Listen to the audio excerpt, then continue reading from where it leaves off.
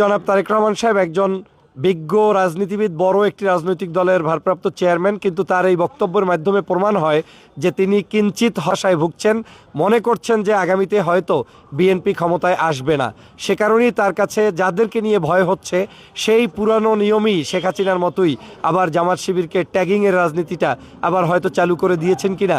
আমি মনে করি এটা এই বক্তব্যের মাধ্যমে বাংলাদেশ জামাত ইসলামের কোনো ক্ষতি হয়নি, বরং জামাত ইসলামের জনপ্রিয়তা আরও বৃদ্ধি পেয়েছে এবং জনগণ বুঝে ফেলেছে তার মানে জামাত ক্ষমতায় আসছে। কারণ যখন জাতীয় কোনো ব্যক্তিত্ব কোনো ব্যক্তি সম্পর্কে মন্তব্য করেন তখন স্বভাবতই ধরে নেওয়া যায় যে ওই ব্যক্তি ওই মানের হয়েছেন বিদায়ী আপনি তাকে নিয়ে মন্তব্য করছেন। যেহেতু জামাত ইসলাম আগামীতে রাষ্ট্র ক্ষমতায় যাচ্ছে, এটা এখন জনাব তারেক রহমান সাহেবের বক্তব্যের মাধ্যমেও কিন্তু প্রতিফলিত হচ্ছে বলে আমার মনে হচ্ছে।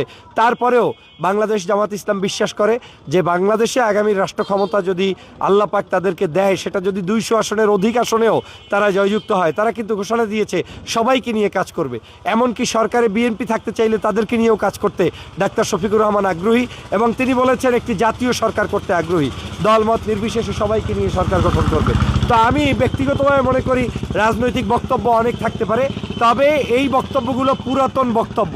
জনাব তারেক রহমান সাহেব সহ বিএনপির নেতাকর্মীদের প্রতি আমার আহ্বান যেটা থাকবে সেটা হচ্ছে এই বক্তব্য এখন আর জনগণ কিন্তু খায় না। 5ই আগস্টের পূর্বেও শেখ হাসিনা বলেছিলেন যে কি জানি রাজাকার একটি শব্দ উচ্চারণ করার মধ্য দিয়েই কিন্তু সারা বাংলাদেশের মানুষ রাজাকারের স্লোগান তুলেছিল।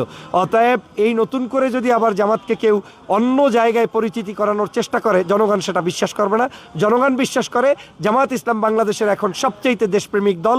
জনগণ বিশ্বাস করে জামাত ইসলামের কাছেই বাংলাদেশের সমগ্র জমি জামা নিরাপদ, এই অঞ্চলের মানুষ নিরাপদ।